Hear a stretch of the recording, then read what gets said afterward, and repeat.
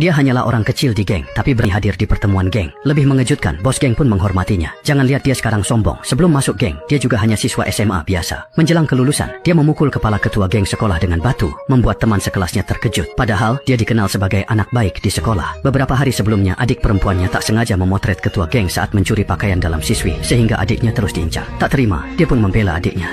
Siapa sangka, dia justru mengalami balas dendam tanpa henti dari ketua geng sekolah. Suatu hari, dia tak tahan lagi, mengangkat batu berat dan berjalan ke arah ketua geng. Sebelum lawannya bereaksi, dia memukulkan batu itu ke kepala lawan. Saat itu juga, amarah yang lama terpendam akhirnya terlepas. Namun hari itu, dia justru dipukuli lebih hebat oleh orang tua lawannya. Tamparan demi tamparan mendarat di wajahnya. Ketika ibunya datang dan melihat kondisinya, ia tidak marah atau sakit hati, malah memikirkan cara menjelaskan uang ganti rugi pada ayah tiri anak itu. Sejak lahir, Xiao Shui sudah ditinggalkan ayah kandungnya, sehingga ibunya membentuk keluarga baru bersama ayah tirinya.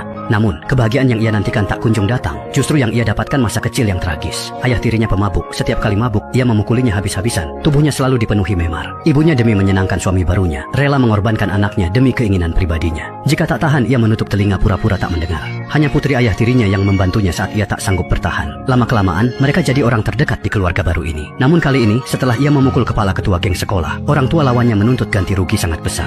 Mereka menuntut uang ganti rugi 50.000, membuat ibunya putus asa dan pergi tanpa menoleh. Xiao Shui sadar, di masa sulit, tak ada yang bisa diandalkan selain diri sendiri. Untuk melunasi uang ganti rugi itu, ia mulai bekerja siang malam di restoran bos yang kejam. Setiap ada pelanggan memesan makanan, bos memberi bumbu pesta gratis. Karena baik hati, Xiao Shui ramah mengingatkan pelanggan agar memesan lebih sedikit lain kali. Namun kebaikan tidak selalu dibalas baik. Suatu hari, pulang kerja, ia diserang dari belakang oleh ketua geng sekolah yang tersesat. Mereka mengancam Xiao Shui akan terus memperlakukannya buruk sampai utangnya lunas. Uang yang ia kumpulkan beberapa hari pun belum cukup untuk membeli hamburger. Ingin segera bebas, keesokan harinya ia meminta bosnya agar sisa ganti rugi dipotong dari gaji mendatang. Namun bosnya menolak dan malah menyinggung luka hati Xiao Shui, menyarankan ia meminta uang pada ayah tirinya. Xiao Shui pun sangat marah. Tanpa disadari, tadi didengar oleh bos mafia Pak Lau yang sedang memilih sayuran di toko. Pak Lau adalah bos mafia setempat yang menguasai ekonomi wilayah abu-abu daerah itu. Malam itu juga, Pak Lau memerintahkan anak buahnya, Xiao Liu, mengantarkan 50.000 yuan ke Xiao Shui. Ia berpesan uang itu tak perlu dikembalikan, asalkan Xiao Shui pulang dan belajar dengan baik sudah cukup. Keesokan harinya, Xiao Shui dan ibunya datang ke sekolah untuk membayar ganti rugi. Namun, ibunya tidak terlihat bahagia seperti yang dibayangkan. Malah curiga putranya pasti telah melakukan sesuatu yang buruk di luar. Ini membuat Xiao Shui kebingungan.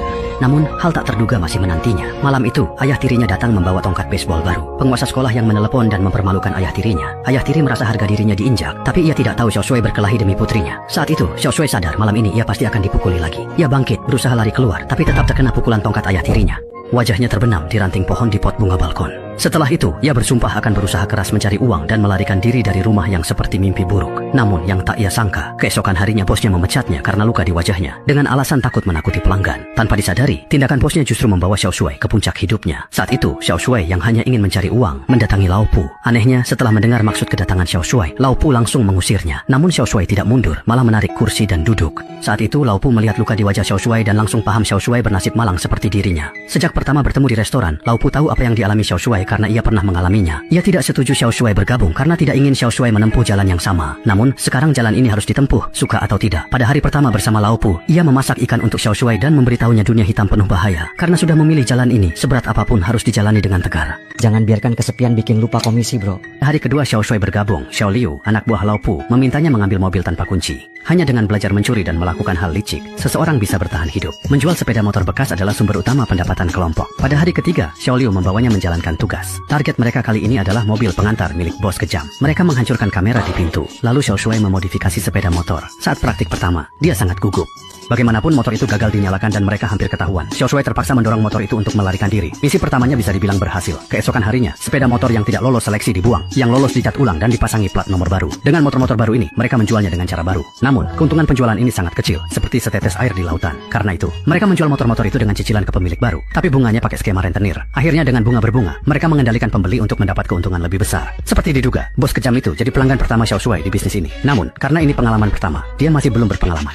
Sepanjang proses itu, tangan Xiao Shui gemetar, membuat bos meragukan kemampuannya. Namun kontrak tetap ditandatangani. Sejak hari itu, ia resmi menjadi anggota kelompok ini. Anehnya, hari itu datang seorang pria parubaya ke kelompok. Semua orang menunduk dan menyapanya. Bahkan Lao Pu hanya membiarkan pria itu menepuk-nepuknya. Ternyata, pria itu adalah pemimpin kelompok ini, Sang Biao. Kedatangannya kali ini untuk meminta Lao Pu memberi pelajaran pada seseorang. Sang Biao telah mengadopsi dua kursi. Satu adalah Lao Pu yang mengelola bisnis wilayah abu-abu. Satu lagi si kacamata yang menyusup ke pemerintahan.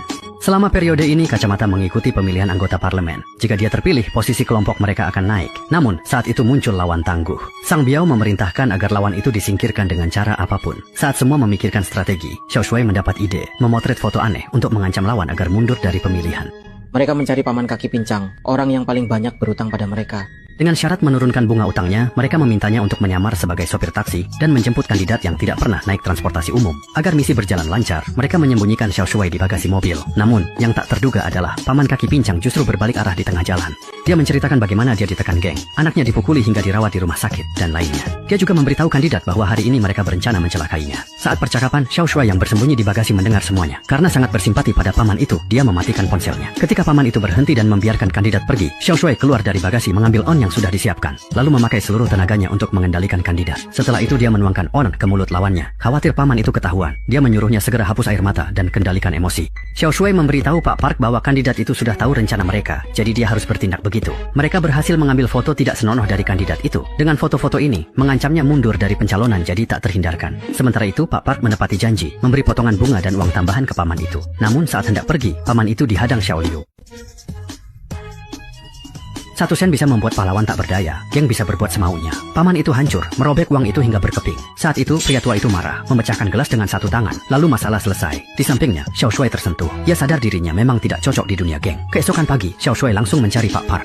Sebagai hadiah atas keberhasilannya menyelesaikan tugas kemarin dengan baik, Xiao Shuai yang belum pernah melihat uang sebanyak itu langsung terpaku. Pak Park mengira Xiao Shuai merasa uangnya kurang, lalu mengeluarkan lagi 500 dari dompetnya. Xiao Shuai jadi bingung. Sudah cukup kan? Memang benar, uang bisa membuat segalanya mudah, terutama bagi Xiao Shuai yang ingin kabur dari sini. Setelah itu Lapiao mengakui Xiao Shuai sebagai saudara. Ia bahkan membalas para pembuli yang pernah menindas Xiao Shuai. Dan untuk mempromosikan Xiao Shuai, ia meminta Xiao Shuai sendiri menyerahkan foto itu ke Sang Biao. Seperti diduga, Sang Biao sangat puas dengan hasil penanganan masalah ini, dan Xiao Shuai meninggalkan kesan mendalam padanya. Semuanya tampak berjalan baik, sampai suatu hari Xiao Shuai melihat motor si paman kembali di markas geng. Tak lama, paman pincang itu datang menuntut Lao Pu, bertanya apakah dia hanya puas jika memaksanya mati. Tanpa basa-basi, ia membenturkan kepalanya ke meja. Terlihat sangat jelas sekali. Pak Park yang sudah melewati hidup dan mati menganggap situasi ini tidak berarti. Di sampingnya si tampan tampak iba. Saat Pak Park kehilangan kendali dan hendak melompat keluar jendela, si tampan memeluknya dan mencegahnya. Saat itu si tampan diam-diam membuat keputusan. Malamnya si tampan membuka gudang dan mengembalikan motor Pak Park. Awalnya dia pikir tindakannya rapi dan tidak akan ketahuan, tapi keesokan harinya Pak Park datang mencarinya. Tindakan si tampan ini melanggar aturan geng. Sebagai pemimpin, dia harus memberi si tampan pelajaran. Terlihat dia perlahan berjongkok, memegang tangan si tampan, lalu mengeluarkan pinset. Melihat tangan si tampan, ekspresi si tampan semakin kesakitan karena sakit menusuk ke hati, air matanya mengalir deras. Akhirnya, dia tak tega melakukannya. Namun, kesalahan si tampan karena sebagai kakak, dia tak mendidiknya baik. Dia ingin si tampan mengerti, jika ingin bertahan di dunia mafia, harus belajar tegas memberi penghargaan dan hukuman. Rasa iba berlebihan hanya akan mencelakakan orang.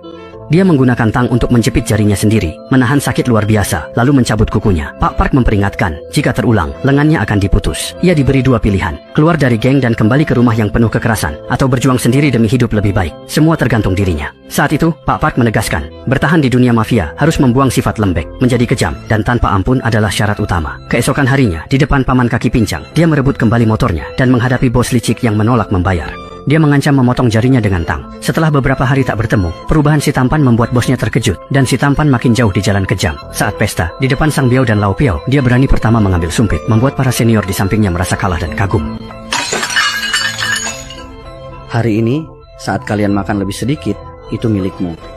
Tanpa disadari, tindakan ini membuat Sang Biao memandang si tampan berbeda. Beberapa hari kemudian, kakak kacamata tak tahan tekanan, memutuskan mundur dari pemilihan tanpa izin. Hal ini membuat Sang Biao marah. Ia memerintahkan Lao Pu menyingkirkan kakak kacamata dan mengambil kembali semua uang, bahkan menunjuk si tampan untuk tugas ini. Terlihat jelas, Sang Biao sangat menghargai sifat kejam si tampan. Tak lama, si tampan tiba di tempat kakak kacamata. Tanpa banyak bicara, ia langsung mengayunkan pisau untuk menyelesaikan lawannya. Namun karena tak berpengalaman membunuh, beberapa kali usahanya gagal. Setelah beberapa percobaan, si tampan mulai menemukan ritmenya. Ia mengangkat paha setinggi 10 meter dan menghantamkannya ke bawah. Kakak kacamata pun pergi ke alam baka. Setelah tugas selesai, si tampan membawa uang untuk melapor. Namun tiba-tiba motornya kehilangan kendali, membuat si tampan dan motornya jatuh dari tebing.